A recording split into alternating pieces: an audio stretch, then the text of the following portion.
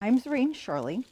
Ron Geiger had this wonderful idea that we should film this event for all to share. Phil Stinchcomb and Gary Youngling are the nephews of Harry Columbus Byron Jr., and this is his trunk that traveled with him throughout the war and has been someplace for the past 70 years, which we will discuss. So the Essex History Museum is very happy to have you here to discuss your uncle and his travels in war and what this trunk has inside.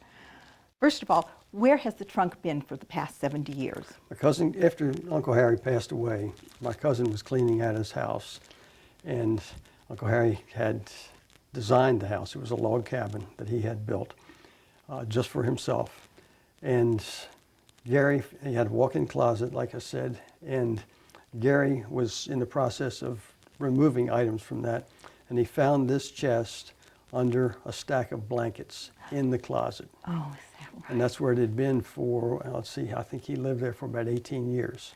Oh, my word. And where it was prior to that, I don't know. Don't know.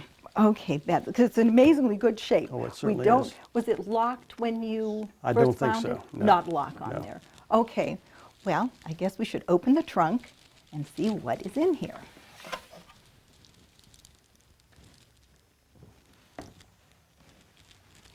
I think the first thing we come upon, this is like opening something, just taking you right back in time.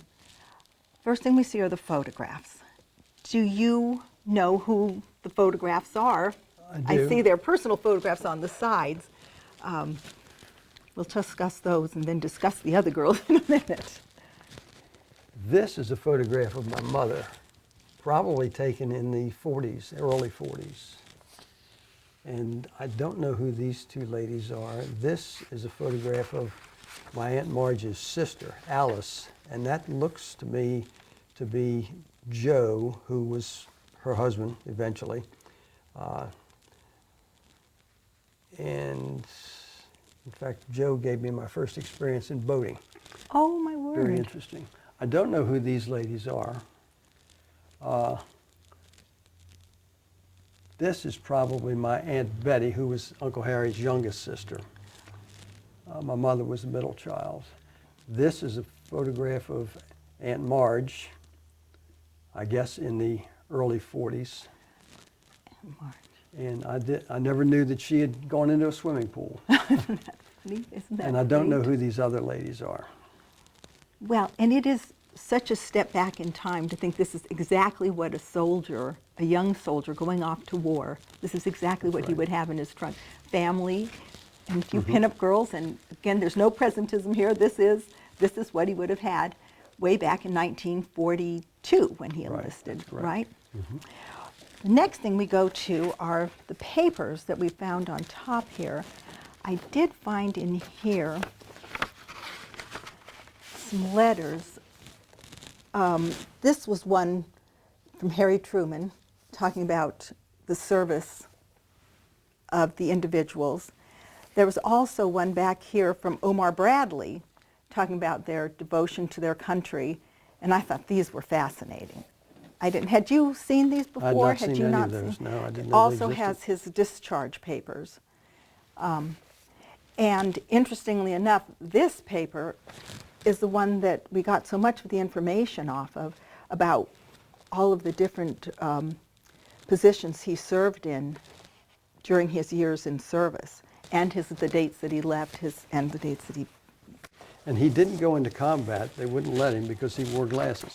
I think he started, well, actually he worked as in the patent office, I believe, when he was in Washington. Where was it that he worked? Government printing office. Government printing office. Yes. Okay. And then when he went into basic, my understanding is he worked as a postal clerk. And actually, I don't recall okay, that. well, according to his papers, he was a postal clerk, a rifleman.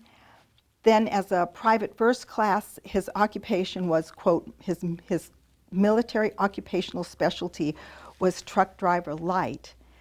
And then he went to a Tech 5 engineman diesel. And he was responsible for operating a diesel plant and supplying light and power to to the signal for a warning battery. This all came out of these papers. He also, now I understand, did you know about his service in Panama and in Columbus? I just recall that he spent time in Panama. Okay. He never really went into detail about that. Okay. Yeah, I think according to some of the documents we found, I think he was working on generators there. And then in Colombia, I don't remember if it was you or Gary who told me what he did in Colombia, that he, very tragic, it was his responsibility to place the body parts of fallen soldiers That's into right. the white That's boxes. right. He never talked about And that, but Gary knew about it. Gary must have known about Right. that. Okay, into the that's right. white boxes, and those boxes were sent home to their families. That's right. Which is, now, I think we should look at the trunk, because there's some incredible Certainly. things here, starting with ties. We'll discuss his badges in a little bit, because there are badges that we want to talk about. What do you have on that side? You have This is a cap. There are caps. two caps, socks. I don't know. That's his Dopp Kit, which we will talk about that in a minute, Okay. because I thought that was fun to see. And Bible. Bible.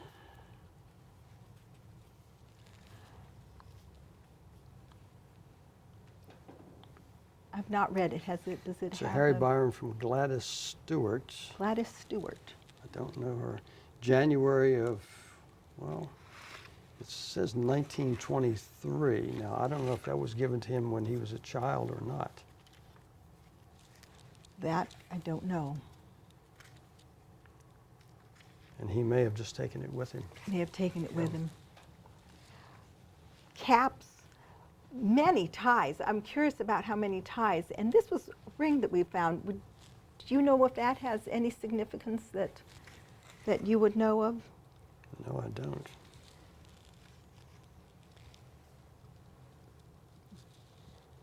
There were some lovely things, lovely, It has, beautifully kept. Looks like it has a part of a American flag and maybe an eagle.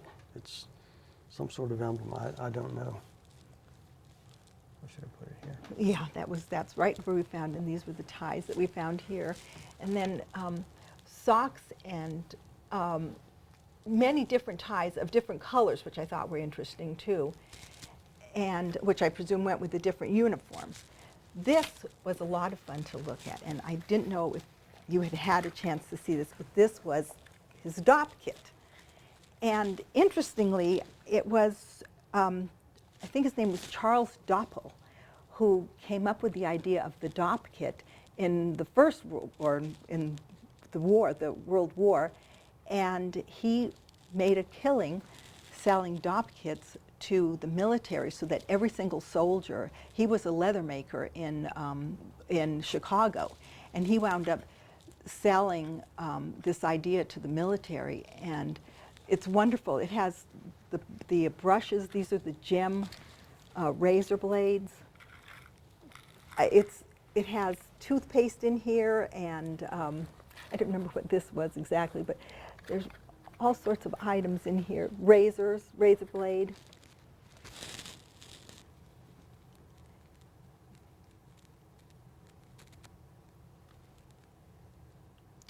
This smelled like soap.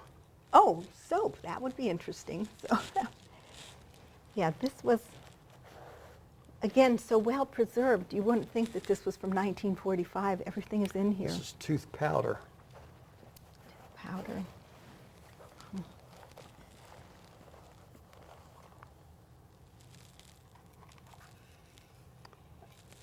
Colgate foaming soap, still in a paper wrapper. Isn't that great? These are, Not sure. this is a toothbrush. Okay, and something here has broken apart, so I'm not going to open that any further. All right, so we'll close up his Dopp Kit here and lay it back where we found it. These are his patches from Technician 5th grade. But inside, underneath that, we found this tube, which is actually contains a map. And this is, again, he didn't serve in the South Pacific, but in this map, if you undo that one, it's the South Pacific. And so I'm just kind of curious why. It is. Yeah. And this was just a standard issue from. I wonder if the unit was scheduled to go to the South Pacific and the war ended. Interesting. That would be an interesting thought if that was exactly what happened. Under here, we had his uniforms, and they're also beautifully placed. You could just literally take them right out and put them right on. You wanted to pull some of those jacket. out. Just a fatigue. I think, yes. It smells like mothballs. Smells like mothballs. And then under here, I'll hold this if you want to pull Okay. the other things out that are. Yeah, it These- definitely smells like mothballs. These are dress pants.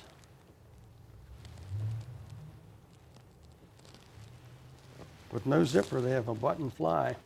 Huh. I don't know if that was part of a dress uniform or not. Yeah, that's. And these trousers would go with that jacket. Oh, okay, thank you.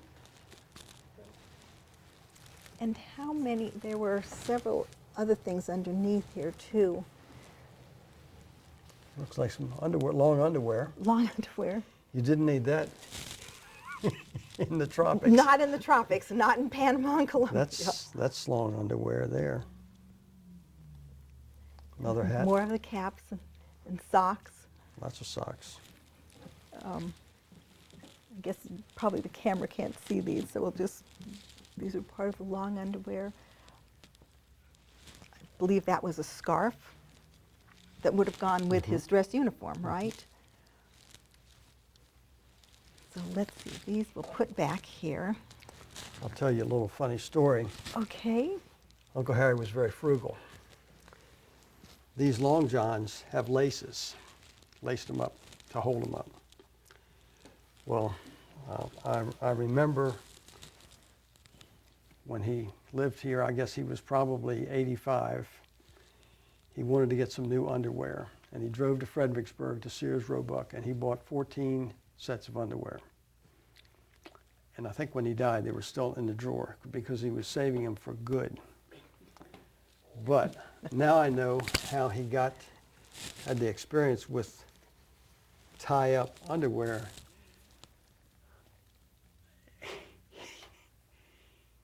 He believed in not throwing anything away. And he had some boxer shorts one time, and I had to give him a hand in the bathroom. And he had boxer shorts, the elastic had completely disintegrated, and he had taken safety pins and pulled it together to keep them up. So now that answers that question. Well, that is interesting because you all had told some other very interesting stories about. We have lots of them. What is his tie to this area while we're on this subject? How did he come to this area to begin with? Because you have deep ties in Right, this I'm area. afraid I'm the guilty party. Oh, okay. That's good.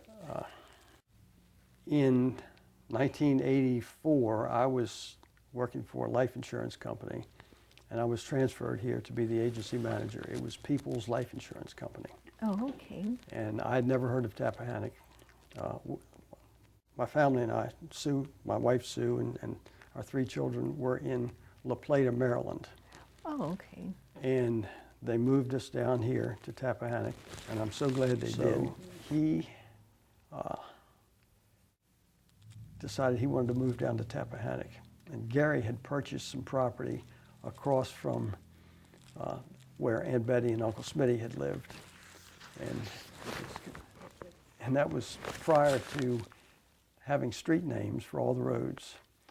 So at that time they had to find a name for the little logging road that Gary owned. Yeah. So it's named Youngling Place. It's off Essex Mill Road.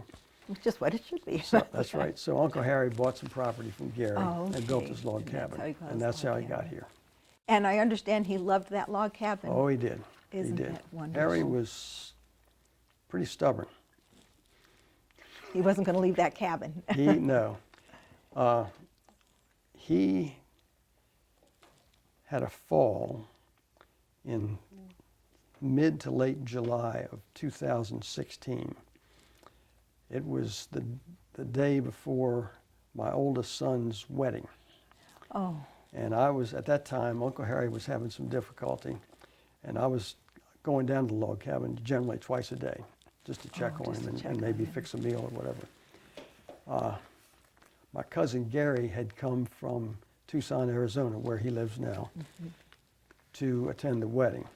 So he had spent 2 or 3 days at the log cabin with Gary. He had a room upstairs. And that Friday, Gary and I had breakfast together, and he was going to go back to the cabin to cut grass and do some cleaning up. And when he got back there, he couldn't find Uncle Harry. Oh, no. So he looked around, and there was an island in the kitchen, and Uncle Harry was on the floor. Oh, dear. Apparently he had fallen and was semi-conscious. So Gary called the rescue squad, and they took him to the hospital. And at that time, I was a little relieved because I knew that during the wedding ceremony, I was going to get a phone call, but that didn't happen. Uncle Harry was safe. And he was in no condition to live alone, and we had to take him to the orchard. Okay. They took very good care of him. I went to see him a couple times a day, and I would take him ice cream or a snack or something. Always in good spirits, always mentally alert. And I guess it was the 10th day that he was there. It was a Friday morning. I received a call from the orchard that he had passed away. And the nurses were surprised because they had bathed him, gave him some breakfast, changed his linens, put new pajamas on him because he was bedridden at that time. And they said he actually laughed and joked. And they went down the hall, one of them did, or 2 of them, I guess, to get some eye drops. He had glaucoma. When they came back with the drops, he was gone. Oh, so sad.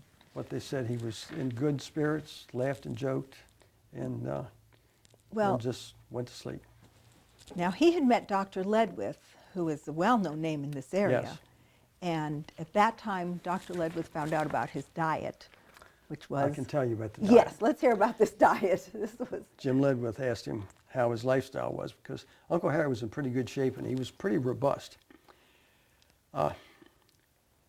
So Dr. Ledwith asked him what he had for breakfast, and he said cereal and milk and a cup of coffee.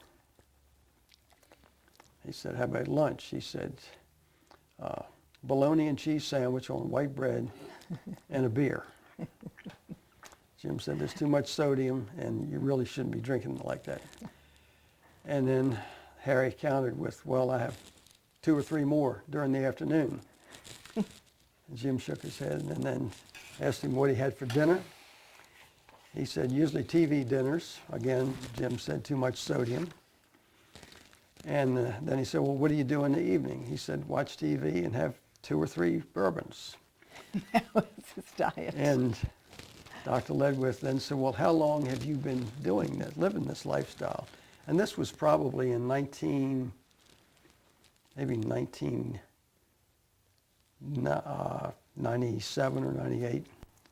And he said, since 1946. Oh, my word.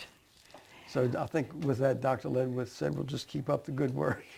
Didn't you tell him like he should cut it down to 1 bourbon? Is Oh, that yeah, what I yeah, understand? yeah, but that wasn't going to work. It wasn't going to happen. It wasn't going to happen. Well, all right. The next thing I wanted to talk to you about was they were in basically a baggie, but I'm gathering they were probably loose like some of these. He received several medals, and this was the Good Conduct Medal, is what I understand. It was, and we have that certificate. This was the 3rd Infantry Division patch, which he had. This one is the Army Air Corps. This was the Blue Star Mothers flag, which of course, you know, it indicated that you had men serving in wartime or in time of hostilities. And depending on the number of stars was how many people in your family you actually had serving. So that was what we found out through, and thank goodness. And there was a different one if they actually died in service that was added to this. These, I love, these are batteries from 1940. And they are in perfectly good shape. And I'm not sure where exactly, if he had a transistor or something that he would have used the batteries, and I'm curious why he would have had the batteries in his chest. Flashlight. Or a flashlight. Maybe that was exactly what that was. I wonder if they're still charged. That would be very interesting. And I believe, I'm not quite sure, but there was another distinction, and I could not find what these two bars were for. But he obviously served well, and the two bars I'm not quite sure about, but I do know the red and white usually indicates a good conduct medal. So I am wondering if the red and white bar, the 3 white stripes, might be the same thing. The other bar I am not quite sure about. We did try to do some research to figure that one out and haven't done that. Haven't figured it out yet. There were other unusual things, not quite sure. This looks like it would be an emblem that may go on a cap. On a cap. On a dress Oh, cap. that would make sense. That would make sense. And this has the U.S. on it. I wonder if that would have just gone on his jacket, do you think, or on a... Could be, and I think you've got U.S. on the Yeah, on the I'm trying to lapels. think, what are the, yep, it is Yeah, U.S. that's on probably one. what that is. Yep, I bet you're Yeah, right. I was in the Army too, so. I Oh, kinda well, then you recognize know that. this. Do you know what those are? I have no idea. Okay. These were 3rd Service Command. And I noticed that in the trunk, this is a little out of camera, but he had quite a few of those. And again, these are things I would love to know, but don't know why he would They have. would have gone on as uniforms, I would imagine. I would think so. I would think that would probably be it. And there were several others. There were additional Tech 5. These went with that. There were additional Tech 5 badges also that must have been on there. They look used. They look like they were well used. Okay.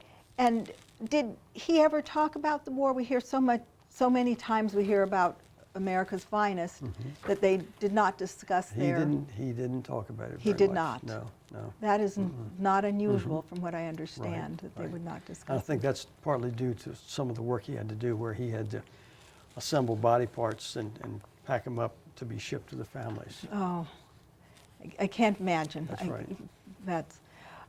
We've heard of so many people, some who served in the Bataan Death March and things like that, where they never talked about the war. That's right. So he never told you little stories then or anything No, about the war? No, he didn't. Isn't that interesting? Well, it's been such a pleasure to open this trunk and find his whole life from 1942. He listed in 1942 to 1945 when he was honorably discharged. And the discharge papers are all there. His clothing is there. His badges are there. Everything is just there, as if it really was just like opening it up to a piece of history, just a piece of certainly back is. in time. Well, thank you so much. This has It's a pleasure, been a Zoreen. pleasure. It's just wonderful, and thank you for giving it to the museum. This is Well, the you're quite perfect welcome. place for everybody to enjoy. When Gary found it, he said, what do I do with this? And I said, well, we need to keep it. And one day he said, I think the museum needs it. So that was his idea. Well, Yeah. all right. Well, thank you. You're It is welcome. just a wonderful treasure for us to have here at the museum.